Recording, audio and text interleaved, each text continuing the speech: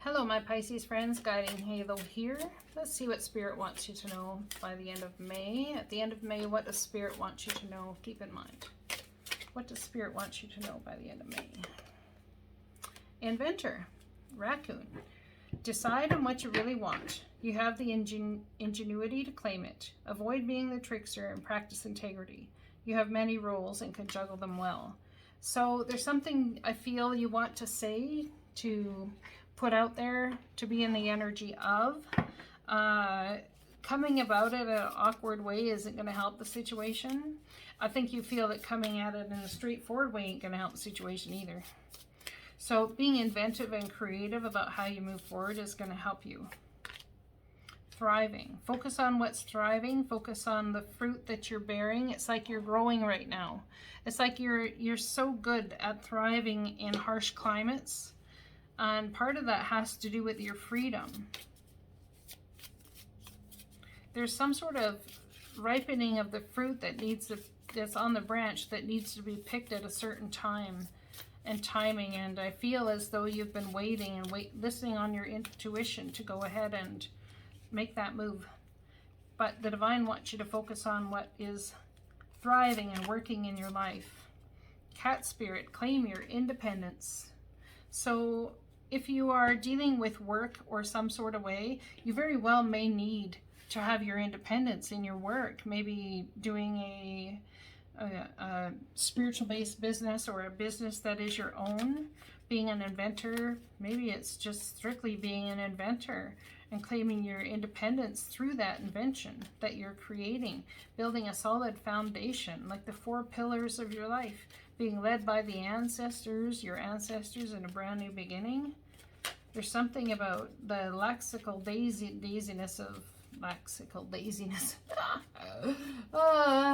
Halo can't talk today. Okay. Lackadaisical energy of a cat spirit that sits in wait. It's like stalking their prey, inventing, creating in your mind, thriving in the process.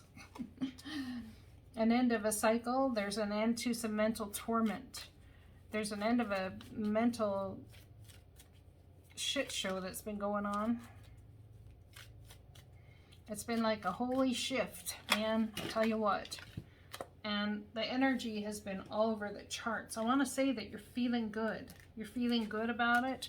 There's a brand new opportunity coming your way, which is also going to help you thrive even further. I want to say that I feel things have been a little bit stale in your world at times. Yeah. And I think you're coming into a place where new passion can be found. I feel as though there's a reaching out, reaching back, reaching backwards.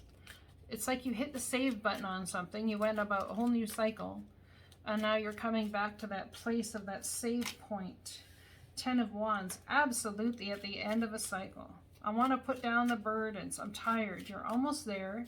I feel as though you're like the horse carrying all of this stuff, and the horse is all about freedom. Juggling. Decisions need to be made about these things. Asking your friends for help. Possibly coming out of circumstances and situations that were no good for you. There's something that you want to build and you're almost there, but you got to claim your independence in order to do it. I don't feel this is about going it with a contract.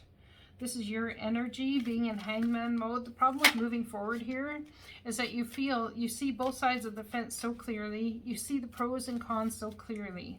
And unfortunately, it leaves you stuck in this situation, stuck on the fence. The problem with this is there's some sort of fear or element of frustration going on around, if I put myself in this side, what will happen? Like, you see the pros and the cons of both situations, but you don't see the pros and the cons if you're in that situation. Your energy, how does your energy change that situation? You're seeing it from the fence. You can't make the judgment from the fence. You got to claim your independence and choose which side you're going to go play in. Because sitting on the fence isn't a balance. It's just living a straight road. Perhaps you're in the energy now of getting off the fence. It's not about keeping balance on the fence. It's about hopping off, getting balance in here, getting balance in here, getting balance in your heart and your soul, so that you don't live a balanced fence. You live a whole balanced life, you see. That's what's the important thing to do. Living a balanced life, claiming your independence, not sure, all up in your head about it. I want to invent something. Feeling defensive. There's some sort of defensiveness even around what I just said. I don't sit on the fence, Halo. I'm a creator. I go out and create. Things just scare me, okay? I get nervous. Things scare me, and sometimes I flit from this idea to the next idea, but it doesn't mean that I don't care, and it doesn't mean I always want to be independent. You know, so feeling defensive in that type of energy.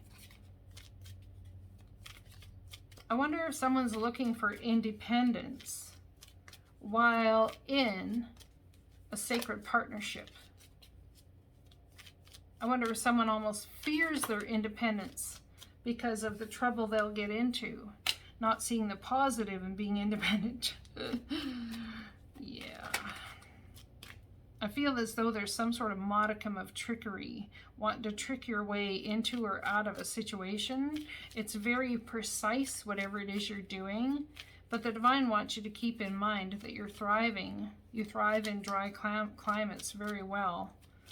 You're not seeing the positive in this dry climate, though. I think you like to be working on something with spirit. And I want you to know that spirit doesn't leave you even in the dry climate, you know.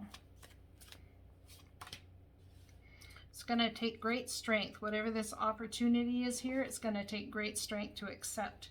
Taming the inner beast of fear and stepping into your power.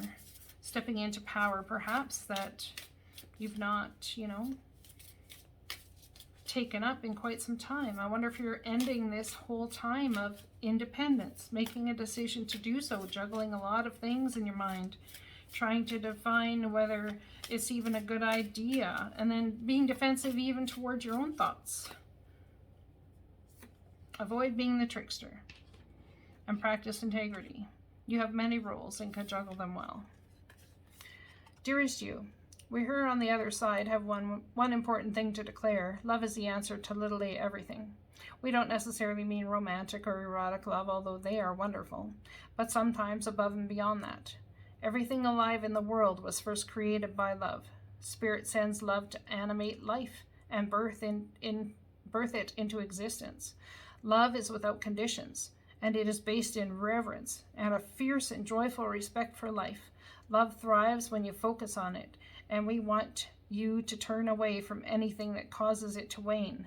Love is when you no longer see yourself as other, separate from, better, or less than, etc.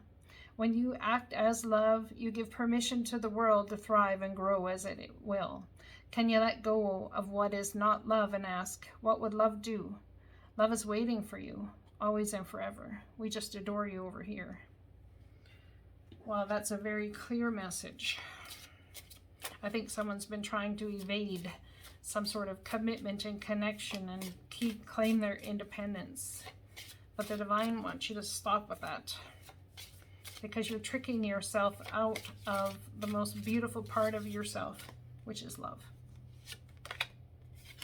Expectation, be open to whatever comes next. It might just be the music your heart's been waiting to hear, so they want you to get your heart open.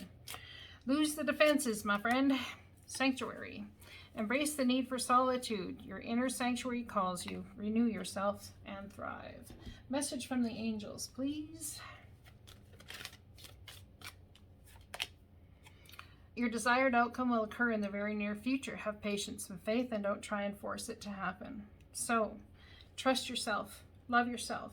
Be patient with yourself. Understand that love as we humans believe it to be is not necessarily how the divine views love. Okay? Keep that in mind. Ask the divine to show you what their idea of love is. I love you guys. Blessings to you.